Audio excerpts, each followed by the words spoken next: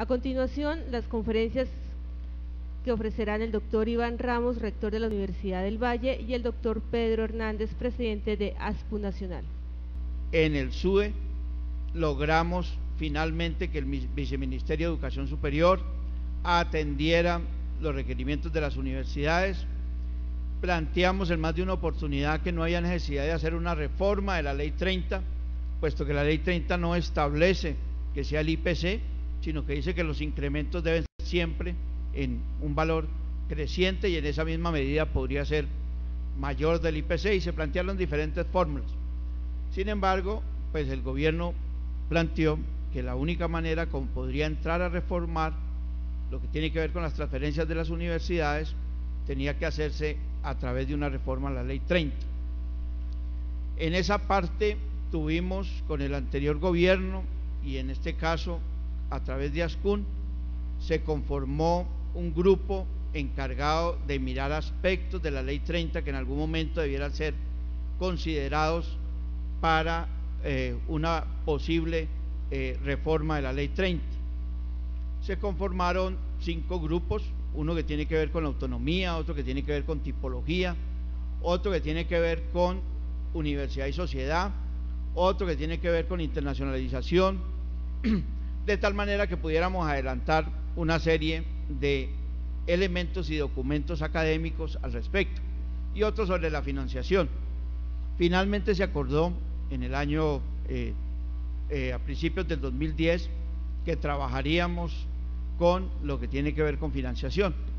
y fue la propuesta de ley que se presentó en mayo del 2010 para hacer un incremento de los recursos para las universidades públicas, que por cuestión de trámite, pues se hundió por cuestión de trámite, se volvió a presentar luego en julio del año 2010, y en la cual planteábamos en esa propuesta, que no era una propuesta que resolvía de manera estructural lo que tiene que ver con la financiación de las instituciones de educación superior, sino que nos permitía compensar mayores compromisos de las universidades en lo que tiene que ver con recursos. Pues ese fue el proyecto que se presentó en julio, y pues desafortunadamente pues no se concretó, y en esa medida pues hoy las universidades que en el año 2010 estábamos contando que en el año 2011 íbamos a tener unos recursos adicionales,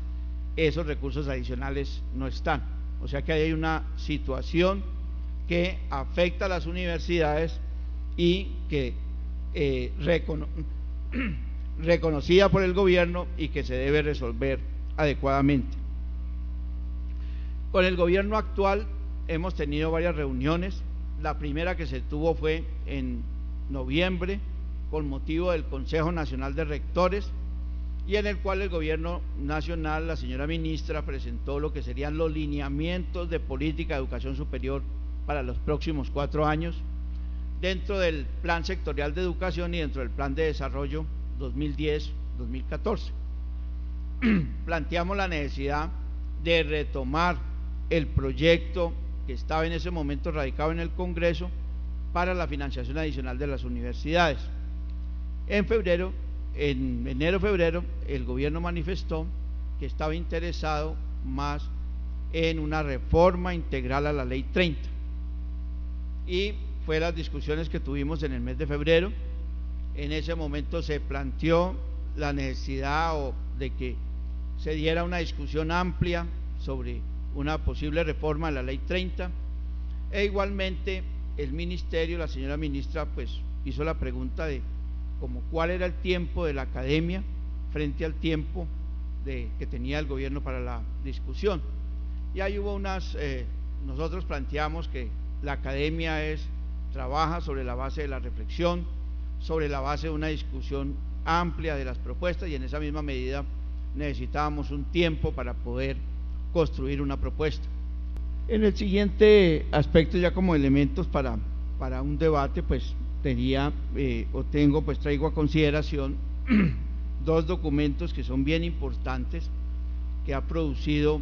ASCUN. El primero, que es hacia una nueva dinámica social de la educación superior, documentos de política 2010-2014, que es un documento que se discutió en el Consejo Directivo de ASCUN y que fue aprobado en el Consejo Nacional de Rectores en octubre, noviembre del año pasado. Ahí se plantea en este documento la necesidad de fortalecimiento del Viceministerio de Educación Superior, sea mucho más activo en lo que tiene que ver con la política de educación superior, con el papel de la ciencia y la tecnología en las universidades, etc. Igualmente, la importancia de una diferenciación y de diversificación de las instituciones de educación superior. Pensamos que efectivamente dentro de la Ley 30 existen diferentes tipos de instituciones, de las técnicas, tecnológicas, universitarias, universidades. Esa diversidad dentro de la educación superior es importante para el desarrollo del sistema y en esa misma medida consideramos que ese es un factor que se debe mantener en la educación superior. Igualmente, la financiación de la educación superior, no solamente desde el punto de vista de la financiación de la educación superior pública, sino la financiación de la educación superior también a través del ICETEX y a través de otros mecanismos para la educación privada. El modelo colombiano es un modelo que tiene y que desde sus inicios tiene un porcentaje en la educación privada, un porcentaje en la educación pública, que ha sido señalado como modelo, puesto que conviven las instituciones, hacemos convenios, tenemos cooperaciones y hay un trabajo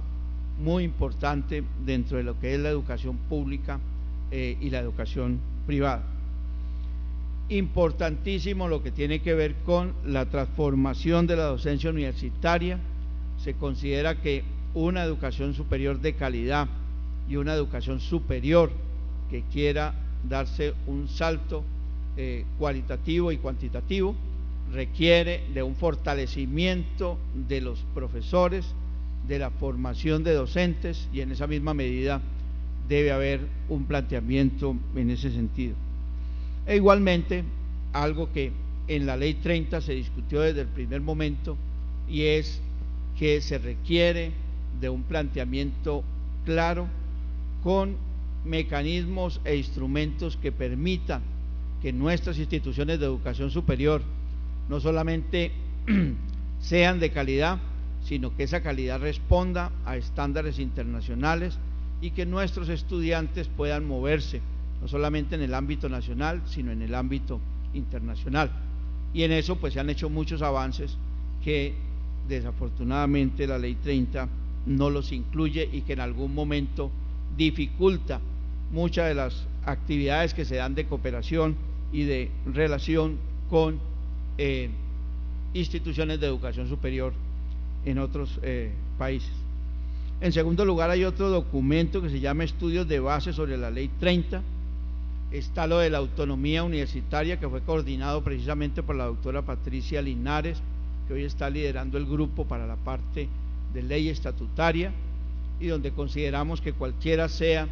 la discusión que se dé sobre un nuevo esquema de la Ley de Educación Superior, pasa por una claridad y por un respeto a lo que tiene que ver con la autonomía universitaria. Igualmente, la tipología de las instituciones, el financiamiento, la internacionalización y de la relación de la universidad con la sociedad. Esos dos documentos de ASCUN son bien importantes en lo que tiene que ver con elementos de base para la discusión. Le damos la bienvenida y la palabra al doctor Pedro Hernández, presidente de la Asociación Sindical de Profesores Universitarios. Debe el Estado colombiano garantizar progresivamente, hoy en día ya se le está amonestando porque no se garantiza este derecho a la educación, se cobra en los establecimientos públicos matrícula, lo cual genera un inconveniente para que sea realizable este derecho, ya que hay una segregación por el factor económico, si la familia no tiene con qué. Y entonces nos detenemos en esta diapositiva. Hay una contradicción a nivel de organismos multilaterales, que es lo de Naciones Unidas, UNESCO, etcétera, con lo de la Organización Mundial de Comercio. Hago mención, ahí ustedes lo pudieron ver, la Organización Mundial de Comercio es de reciente creación. Los anteriores no tenían poder vinculante. La diapositiva anterior a este, si se puede volver, es un gran éxito. En el 2008 ya se crea un mecanismo de cómo hacer vinculante los derechos económicos, sociales y culturales, y hay reglas a partir del Pacto Internacional para que se cumpla el derecho a la educación. Nosotros vamos a promover todos los mecanismos como podemos protestar y enseñarle a la gente a que proteste de que el Estado no le está garantizando el derecho a la educación superior.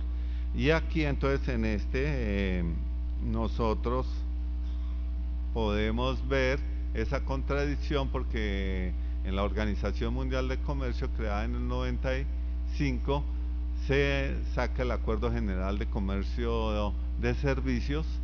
y esto vuelve a la educación igual que a otros servicios que eran esenciales de la función de los estados, los vuelve mercancías transables, servicios transables, y entonces deja de ser un derecho en la Organización Mundial de Comercio para ser un reglón económico explotable por inversionistas. Siguiendo con esto, va a ser una de las tareas que nosotros nos hemos propuesto como objetivos: concientizar a toda la gente sobre el derecho a la educación superior que tienen todas y todos los jóvenes y también adultos que no han cursado esto. De ahí pasamos a mirar que la nueva reforma debe respetar estos derechos internacionales que están por encima de los mismos derechos consagrados en nuestra Constitución. Decimos también que la ley